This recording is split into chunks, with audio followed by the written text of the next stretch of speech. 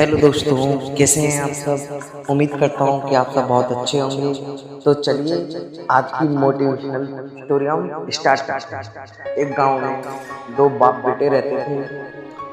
जो उनके पापा थे वो मूर्तिकार थे, मतलब वो मूर्ति बनाकर बेचने का काम करते थे। तो जब उनके पापा रिटायर हुए इस काम से, तो उनके जो बेटे थे उन्होंने भी यही काम करने की सोची कि मैं भी अपने पापा की तरह मूर्तिकार बनूंगा और मूर्ति बनाकर मैं बेचूंगा। तो जब बेटे ने पहले दिन अपनी मूर्ति बनाकर अपने पापा को दिखाई कि पापा जी देखो ये मैंने मूर्ति बनाई है, तो आप इसे जरा चेक कीजिए इसमें कोई कमी तो नहीं है, इसमें मैं और सुधार करूँ कि ये मूर्ति और शानदार दिखे। तो उनके पापा ने वो मूर्ति देखी और उन्हें बताया कि बेटा इस मूर्ति में ये कमी है, आप इस मूर्ति में ये सुधार करो। तो बेटे को बात समझ में आ गई, पता चला कि कहाँ कमी है। तो उस बेटे ने अपनी मूर्ति में सुधार किया और उस मूर्ति को बेचा। तो मूर्ति बहुत अच्छे दामों में बिकी। पहली मूर्ति उनकी जो थी वो 30,000 रुपये में बिकी, बनाई हुई मूर्ति। तो बेटा बड़ा खुश हुआ कि यार मेरी बनाई हुई मूर्ति बहुत अच्छे दामों से बिकी है, 30,000 रुपये।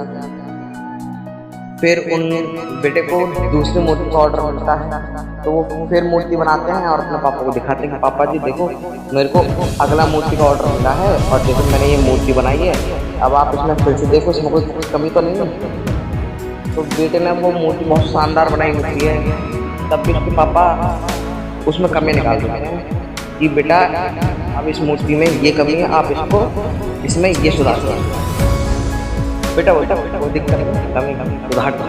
तो उस मूर्ति में उस लड़की ने कमी को सुधारा, तो वो फिर मूर्ति डबल दाम बिकी।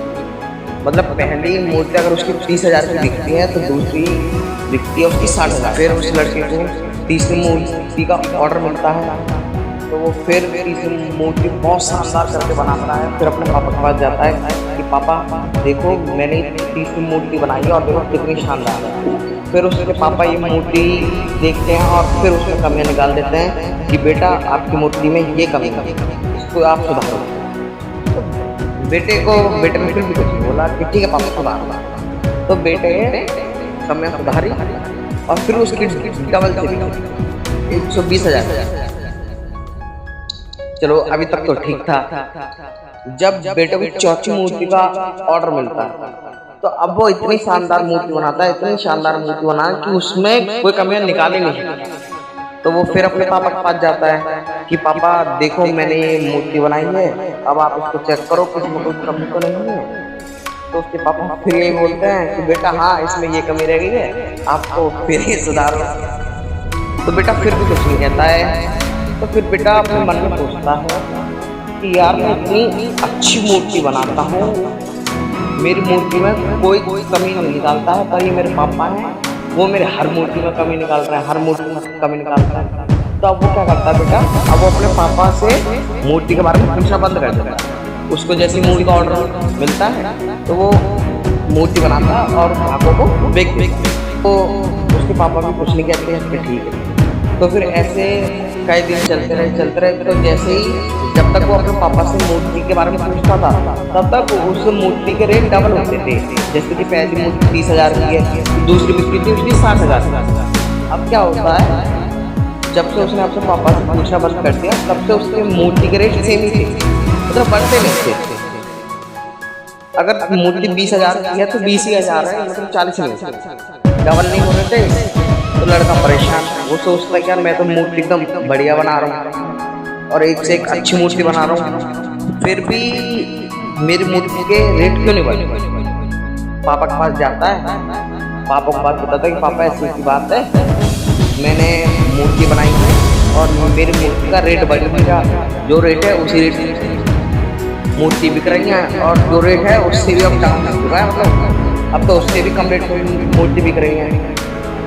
तो पापा बोलते हैं पता नहीं क्यों हो रहा, मुझे तो नहीं पता, देख मैं तो कुछ गलती कर रहा हूँ। तो फिर बेटा फिर कुछ दिन मूर्ति बनाता है।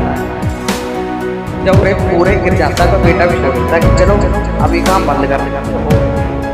ये तो अब तो इसमें उठना मुश्किल है।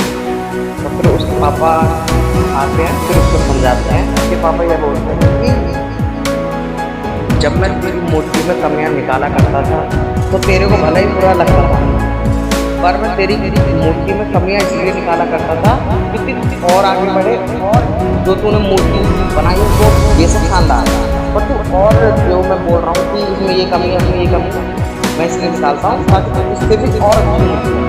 तो वैसे होता था, मैं इसमें कमी निकालता था तो तू अगली मूर्ति में और ज़्यादा मेहनत करता था, वो और ज़्यादा शानदार दिखता था। तो इसलिए उसके बढ़ रहे थे।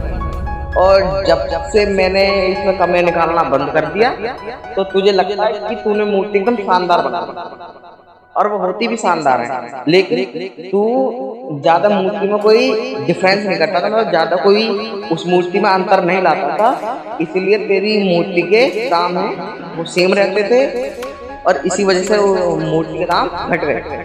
कोई भी काम है अगर हम वही काम सेम करेंगे, कोई भी, जैसे हम कोई भी काम मान सकते हैं कि अगर हम कोई काम बार बार करेंगे, उसी काम को सेम रखेंगे, उसमें कोई भी अंतर नहीं डालेंगे किसी भी तरह का, तो रेट तो कम होनी है, सिंपल सी बात है। तो कहने का तात्पर्य यह है कि अगर हमारे माँ बाप हमारे किसी काम में गलतियाँ निकालते हैं, या फिर हमारे किसी काम में कमियाँ बताते हैं, या फिर हमें सपोर्ट नहीं करते हैं, तो नाराज़ होने की कोई ज़रूरत नहीं है। हमें उनके रीज़न को समझना चाहिए कि हमारे पापा से हमारी गाँव में ऐसी गलती क्यों निकाल रहे हैं। अगर ऐसा है तो हमें अपनी गलती को सुधारना चाहिए और लोगों से नाराज़ नहीं होना। अगर आपने हमारी वीडियो अच्छी लगी हो तो हमारे चैनल को सब्सक्राइब करें और हमारी वीडियो को लाइक करें। धन्यवाद। जय हिंद।